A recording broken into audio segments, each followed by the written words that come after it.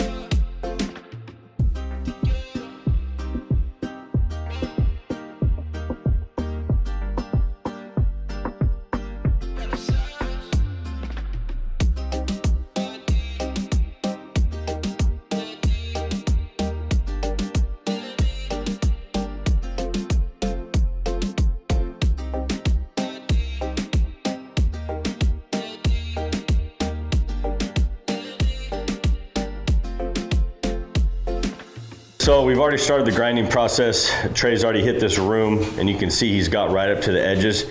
Remember, we had carpet glue on all these edges. Jim's got some really good shots of that. So this room's basically ready, right, to do the next step. Come out here, he's already hit out here. He got as close to the cabinets as he could, right? Took a lot more stuff up, and then he's gonna work on this room now, right? We got a lot of carpet glue on all these edges that they didn't get up. And so again, we don't want to coat over stuff like this. So we're gonna take the time, do this right for them, help them out, get that up, right? Get all these edges clean. Another thing we did was took the doors off, right? If you can take the doors off, which you should be able to, it's gonna save you a lot of time, right? We can walk in and out. We're not gonna have a door hanging here where we gotta close it to get behind it, open it to come out. It just makes coating so much easier and faster if you can remove those doors. So he's got this room. You can see we've already taped off all the door casings, right? And notice they're taped high, right? We always tape high. A couple spots out here, and then we're gonna basically jump into patching. So we're gonna do our patch or paste on all the cracks, the saw cuts. And so we'll finish this up, and then we'll show you that next step.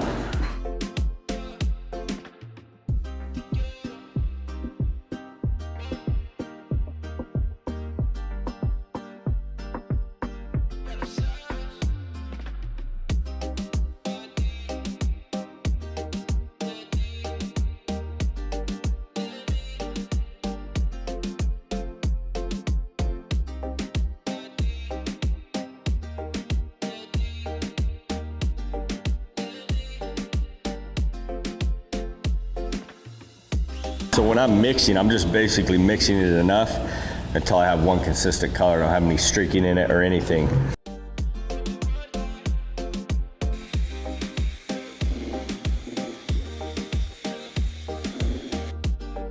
We just mixed a full batch, and what we're gonna do is we're just gonna start filling. We wanna make sure we push it in tight into the cracks, the saw cuts, and then we're gonna scrape it kind of flat, feathered edge, right? That way when we do our epoxy seal coat in about a half an hour, right, we don't have any high ridges or anything like that we have to deal with.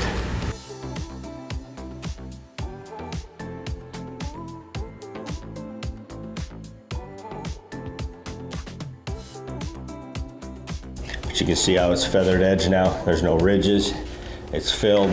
So I always like hitting hairline cracks, anything that epoxy might potentially seep into and not fill up. And so what I did while Alex was vacuuming, I went around each room, figured out the square feet, right? 108 square feet. This room right here, tape on the walls. This one was 66 square feet, right? We come over here. This room is 100 square feet, and it'll just make it easy. I can just go to rooms and add square footage up, right? So we're gonna be mixing 3 gallons first, and we're doing our epoxy seal coat. So that gets spread at 400 square feet a gallon. So if I'm making 3 gallons and it goes down at 400 square foot a gallon, I'm gonna cover 1,200 square feet. The guys have already started batching out the product for the seal coats, and we're also gonna pigment the seal coat too, because we're doing soft tan on this floor. So we're gonna add pigment into this epoxy, soft tan, same color, right? Just to kind of tint the concrete more of a brownish, tannish color. They already poured out the part A's of what we need to make into the bucket, added the pigment packs, right, while I was getting the patch of paste ready. And so all he has to do now is add the hardener. So he just added the hardener, and then he's gonna do our 3P2 process. A very, very thorough mixing process that we came up with. Ensures no soft spots. Make sure we know for certain all the resin is gonna set up and be hard. And so he's gonna do that, get that all mixed up for us. And then we're gonna be, again, spreading that 3-gallon kit. Should get us all the way out almost to that, right? All these rooms, all the way out almost to that door. And then 1.5 gallons, we'll finish the rest, so we'll know we have enough product. So the plan is pour this out, beads everywhere. I'm gonna hit it real quick, spread it out with the squeegee, our flat squeegee. We've also used our notch squeegees, cut the notches off, but that's more of like a push, right? A push trowel, right? We're always pushing it and stuff. This is more of a pulling, right? And so this will just spread it quickly, and then Alex is gonna go behind me and scratch it as tight as he can with just a drywall tool, right? Made for drywall.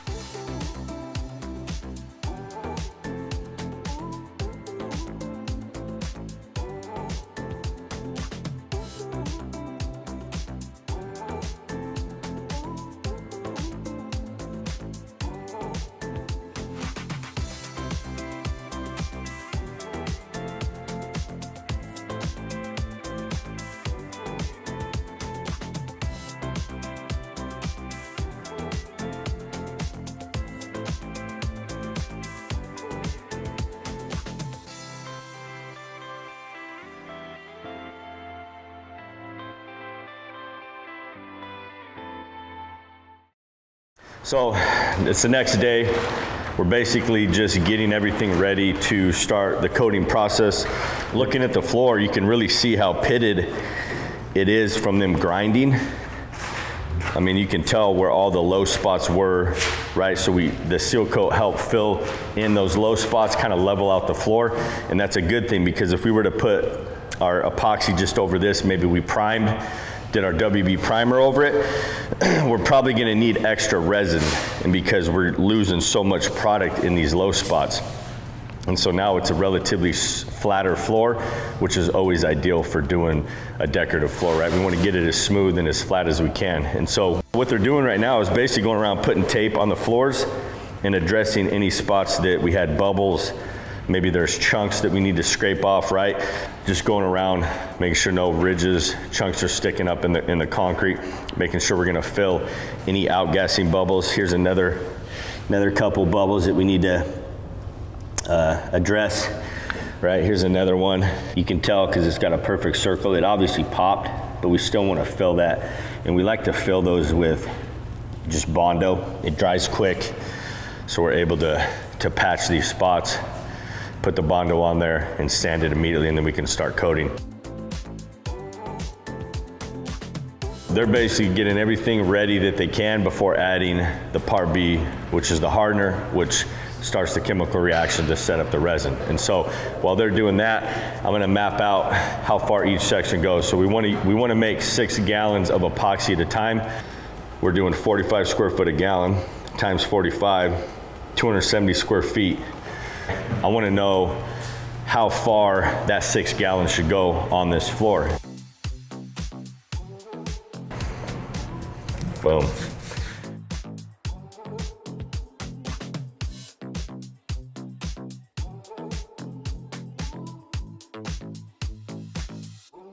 So I went ahead and just taped off everything so it makes a little more sense. So I'll just walk through it real quick. We have multiple sections. So our first 6 gallon batch is gonna coat into here. Majority of this little section, James already knows, and then this room. Second section, right? Second batch we make, 6 gallons is gonna coat from here to this tape line, and then these 2 rooms, bathroom and then this other room. So that's our next 6 gallons. Our third 6 gallon batch is gonna coat from here to this tape line, all the way to that wall. Our next 6 gallons is gonna coat from this tape line, wall to this one, right? All the way to the cabinets, right? We have our mixer station there, so I'm not taping that off. And obviously we'll be moving that as we mix product. Next one's gonna coat this whole section to cabinets into this blue tape. And then our last section, we'll probably mix up like 1.5 gallons, and we'll coat this little area here, right? So what's going on here is each bucket's 3 gallons. So there's one section, those two, these two are another section, these two are section 3, these two are section 4, those two are section 5, those two over there are section 6, right? We set up all the buckets that we're gonna need to do the first part of mixing. We dump in the 2 gallons of part A, and so all these buckets have the 2 gallons of part A. John's going through and adding one of the 3-gallon pigment packs to each bucket, right? We're doing soft tan, 3 gallons. So basically we're trying to get as much done before we add the hardener, right? Do our 3P2 process, and then we'll jump into coating, go over all that, how to create this beautiful design to watch, because we're doing, again, a little bit different technique as far as design. Okay, so we're ready to go. We got our Ligari spike shoes ready, right? We're gonna be walking on those. We got our notch squeegee. And then we got 18-inch roller. We always like to cross roll after the notch squeegee, 3/8 nap, been de-shedded. And then the 9-inch, which we're gonna swirl the floor and create the look that we're going for with the 9-inch. Same thing, 3/8 nap, make sure you de-shed them. This is what 3P2 looks like. So we got 2 gallons of part A, we got the pigment in there. So 3P2 is, we go from the top, right? After Trey adds the hardener, spinning the drill all the way to the bottom. Once he hits the bottom, go around once or twice, come back up slow. Once he hits the top, go around once or twice. He's gonna do that 3 times. And then the letter P stands for pour into the secondary mixing container, which we have blue tape on because we can reuse these. And then he's gonna do the same process up and down 2 more times. So that's the most thorough way to mix resin. You'll never have a soft spot on your floor or a sticky spot.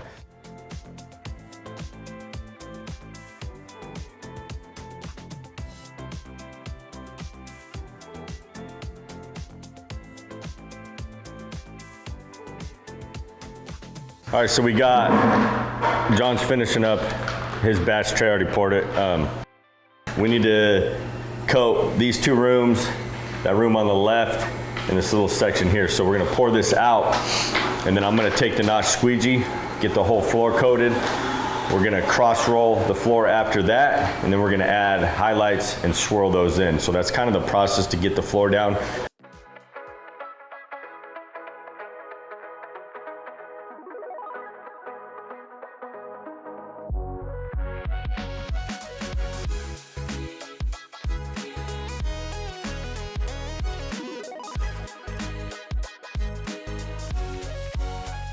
All right, so next step is to roll it, right? We spread it out with the notch squeegee, and I don't want to just soak up my roller because it's dry right now, right? I don't want to soak it up in one spot, so I kind of jump around the floor, hitting different spots. Once it gets kind of saturated, I'm just rolling it really quick.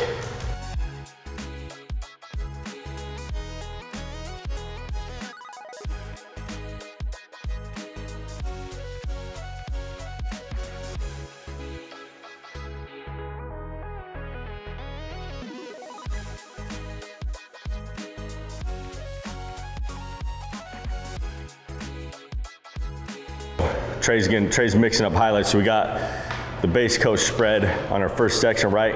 We will go around, we put a paintbrush on a pole. We're gonna go around and make sure resin's all the way up to the edges, especially around the door casing, the door trim, right? There's no more trim going there. Obviously we have trim going around all the base, so it doesn't have to be perfect. All right, so we got the highlights. About the time that I get these dumped out, I'll have them start mixing the next section. The trick is to not screw this up, is to start out small and go jump back and forth and add more and more and more. And so what I like to do is just kind of scoop it just a bunch of different directions.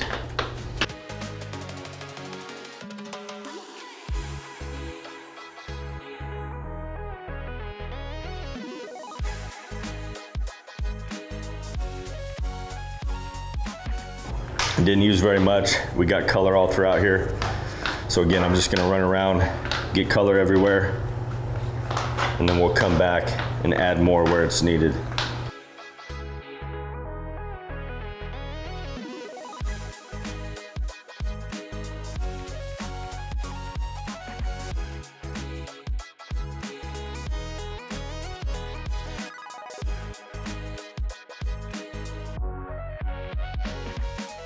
All right, so I got about half left. Now I want to go and make sure I get color on all the edges. Right, we want this floor to look like it's going underneath the wall.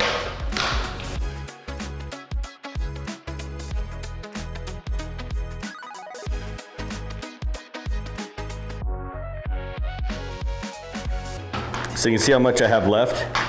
Right, you never want to run out. You're better off wasting a little or putting too much in one section. You don't have enough for the next section. So what I'll do now is I'll just go around and add some throughout some of these spots.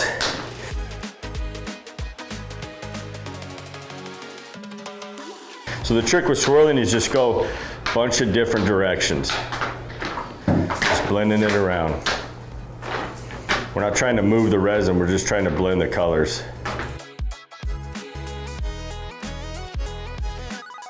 We gotta make sure we get a little color right up to those edges. We don't want just white half-inch line around the whole floor. But again, just real quick, right? We're not trying to move product, we're just trying to blend it, blend the colors.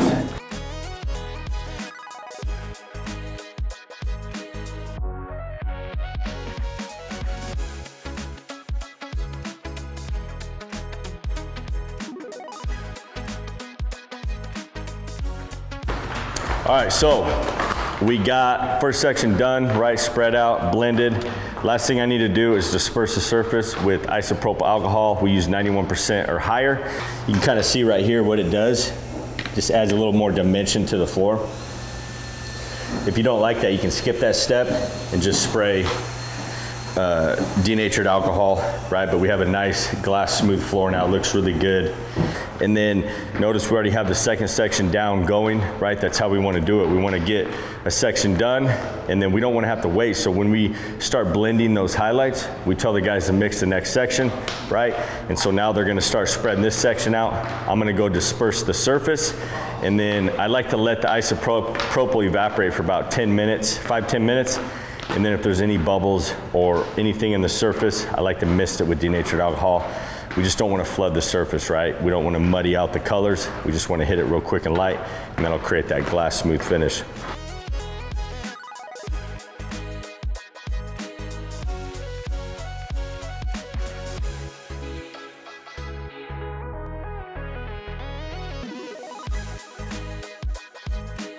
So that's kind of the process. So these two, the first section's done, spread the base coat, roll it real quick, add your highlights, blend it, and then make sure you get your edges good, color on all your edges. And then the cool thing about this process is if you wanted to do a solid one color floor, like maybe you wanted to do just soft tan, right? You would just do this process, roll it, mist it with denatured, and now you have a single color, solid color floor. So similar processes, right? You're just not doing highlights. So it's just kind of same process until we're done. And the reason we do sections is because we always want fresh fluid product, right? So this is fresh product. When we get to this section, new product just mixed, working time starts over, right? And so that's how you do big project. You do a 10,000 square foot building, same process, and you'll always have fresh product.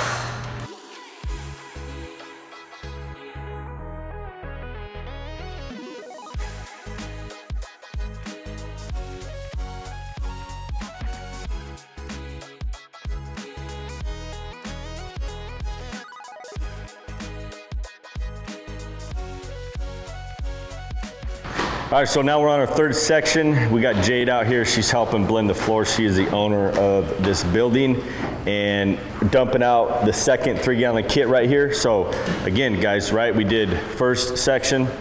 We just completed the second section. Jade's blending the colors, and then we're gonna spread out the third section while they're finishing that. By the time we get done with that, that'll probably be ready to apply the isopropyl alcohol. And then, I mean, it's gonna start moving quick, right? We're out of the rooms, the hallways, the tight areas, getting into the big floor. So we're gonna be able to spread this out even faster.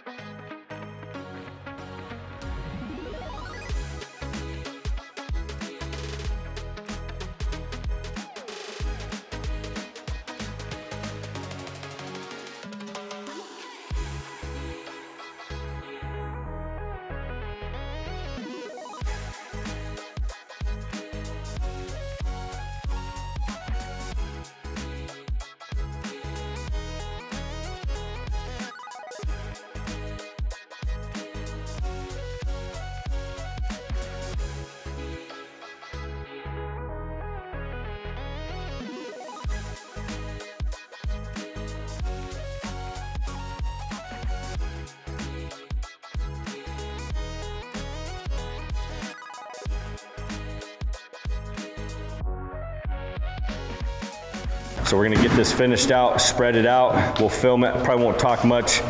We'll clean up all the tools, denatured alcohol in a rag to get them nice and clean. And then tomorrow we'll come back and do the top coat. Always map out your project so you can do, right, you can do a coating and do the next coating that's needed the next day. If you wait longer than a couple days, you gotta sand the surface and it just takes more manpower, more work. So always try to plan projects to where you can get in every day until you're finished. So we'll get this finished up and then we'll see you guys back here tomorrow.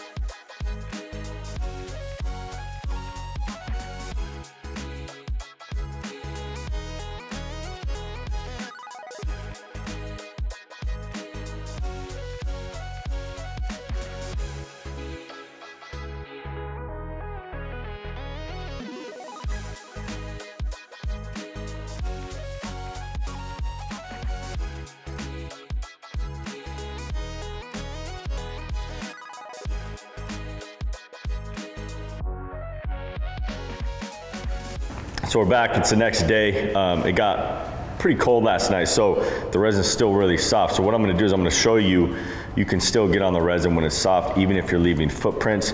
So what I'm gonna do is I'm gonna stand right here for a second and kind of push down. I'm gonna get a nice little footprint into this floor.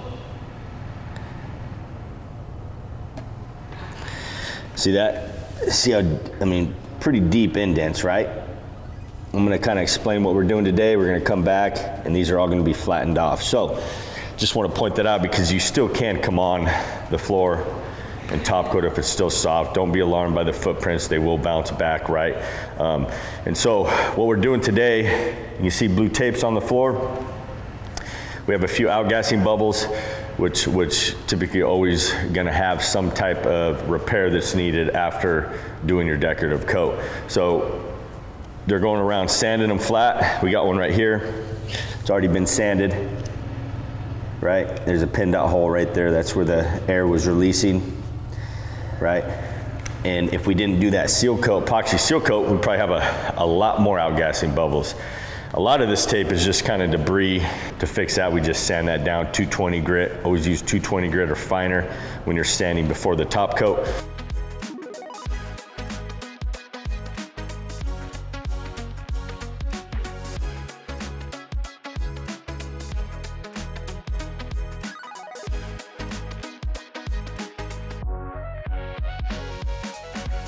So what we're doing now is we're going around filling all the outgassing bubbles that we sanded. We sanded them, we cleaned them good with denatured alcohol. We're gonna just be using our epoxy. We're gonna pigment it. we mixed it, we're immediately filling these in. We're gonna overfill them, and then tomorrow we'll come back, sand them flush, and then we'll be able to apply our top coat. And so what we did is, broke a paint stick, broke a tongue depressor. He's just dipping it into the epoxy and then letting it drip off into the spots that we need to fill, and just make sure you overfill it. That way when we sand it, it's perfectly smooth and flush.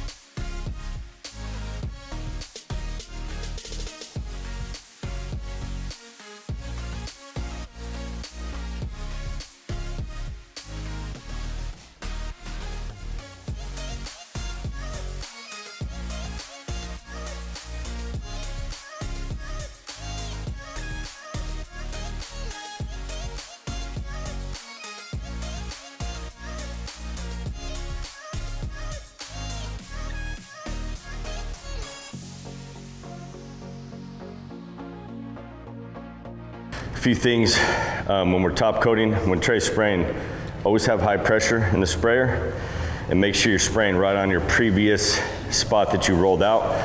You don't want to have a gap there or overlap too much to where the product's going to be too thick.